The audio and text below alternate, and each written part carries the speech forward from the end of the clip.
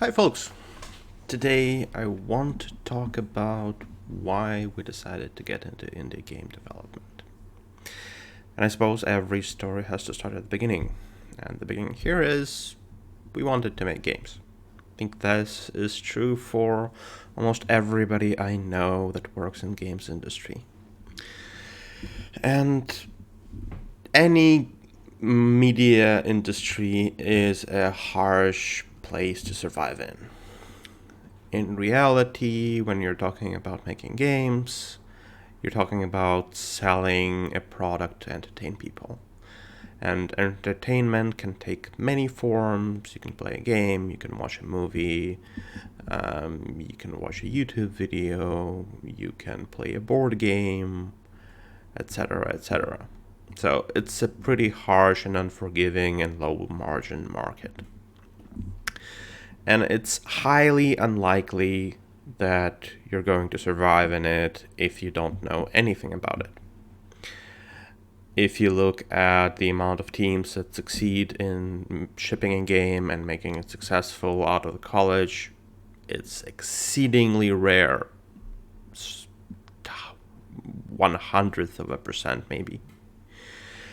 So, as many before us, we went into AAA. AAA is a very good place to start your career in. As a person that knows nothing about the industry, there's always going to be a person you can ask about something. You're going to have mentor figures that's going to help you developing in your chosen area of expertise, whether it be software engineering, art, animation, design. There will also be production managers who are going to help you through all the stages of the project from conception down to shipping. There are also practical considerations. You're not as likely to be worried about the budget. You're not as likely to be fired. The game is probably going to be moderate to high success because nowadays the formula to shipping a AAA game is more or less solved, and you can rely more heavily on marketing. There are some downsides to this. Since you're likely to work with 150 and upwards of 600 to 1,000 people, it can feel really impersonal. If you're looking at most documentaries, things like how we developed Code of War or something like that, they tend to show the interesting parts, they tend to amp up the drama. The reality of the fact, most of the time, you're going to make something small, you're gonna make props, you're gonna make very, very small game mechanics, you're gonna tweak an AI of one particular animal for weeks on end.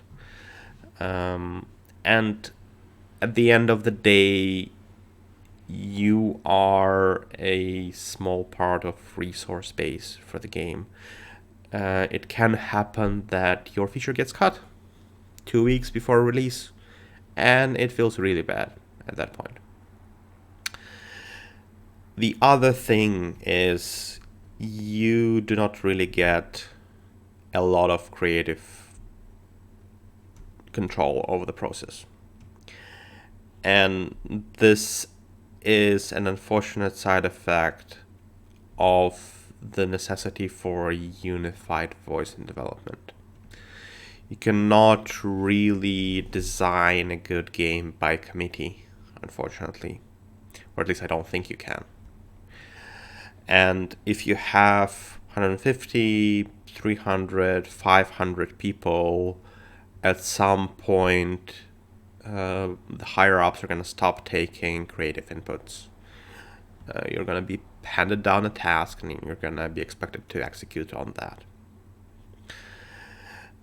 This sort of conflicts with the innate desire to make interesting games in quite a bit of people that I know who used to work in AAA or who still work in AAA.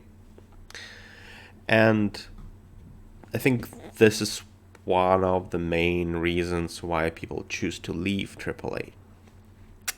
There are other reasons. You might have heard of all the things that happened at Activision Blizzard, for example. Since most AAA companies are larger companies, they also have all the issues of larger companies. They sometimes might try to lowball you on the salary. They try to raise their profit margins. They try to make their shareholders happy. They do not always make sure that their employees are happy. So this is where we came from. We met working on Far Cry and a few other things that never quite made it. And after working for many years in mostly AAA projects, we decided to make something where we had full creative control over it. Because at the core of it, we like making games that appeal to us. Coming into indie game dev, we were very aware that it is an entirely different beast from AAA. And at the risk of being a bit cliche, it's sort of a with great power comes great responsibility situation. You're not beholden to any corporate interests. You're not beholden to investment interests.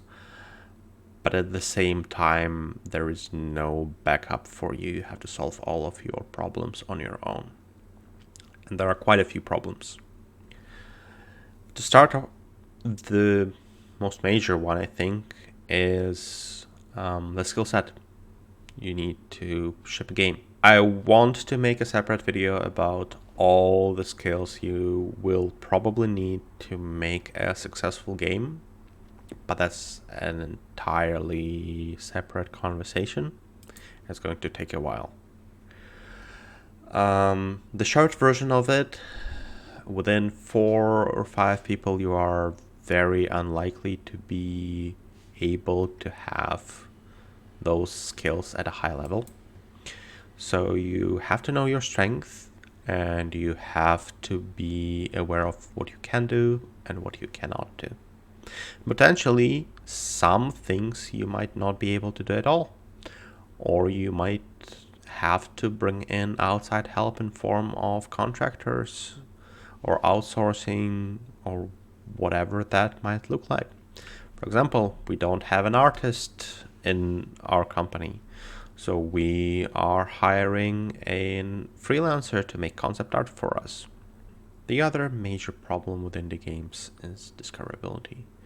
Each day, even on Steam, somewhere between 60 and 100 games are released.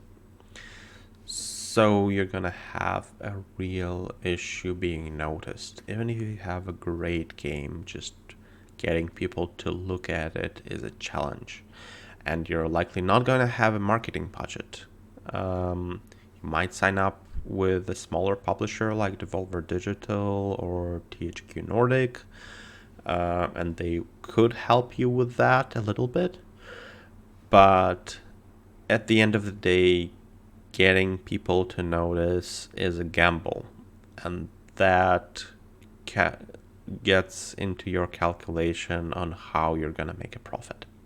There are also smaller issues like tools licensing, hardware, legal fees, financial consulting fees, and other things that you might not necessarily think about when you are forming a game development company, but there are still very important to make sure that you can function.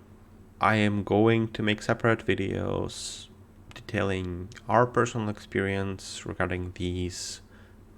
They may not necessarily be representative of the situation in your country. We're based out of Germany, but they should give you a general idea of what it is like to run a small company in terms of admin. there are also things that will help us out. First and foremost, having a lot smaller budget than any AAA, we can afford to focus on a particular type of player. And we need to have a relatively low number of sales to make back the money that we invested. Second thing is, communication is a lot easier on a scale of 4 to 6 people. And this is an underappreciated thing. There is a lot of waste going around when making a game at a scale of Ubisoft or EA or whatever other AAA publisher you might think of. Because talking to people when you have 150 to 600 people in a team is very hard. We only have 4 to 6. It's still not easy, but it's a hell of a lot easier. We can iterate easier, we can agree on things easier, and having the previous experience of shipping titles, I think this is where our competitive edge is. We can make sure that we scope correctly. We can make sure that everything that we come up with is realistic to ship. And considering that 9 out of 10 games never ship because they are overscoped, because they are not realistic to develop within the constraints that people have, I think that puts us over the top to start with. So this is how we got to where we are. Let me know. Are you a game developer? Do you plan to start your own studio? Are you just interested? Are you still working in AAA? Did I miss something? I'm eager to read your comments. And see you in the next video.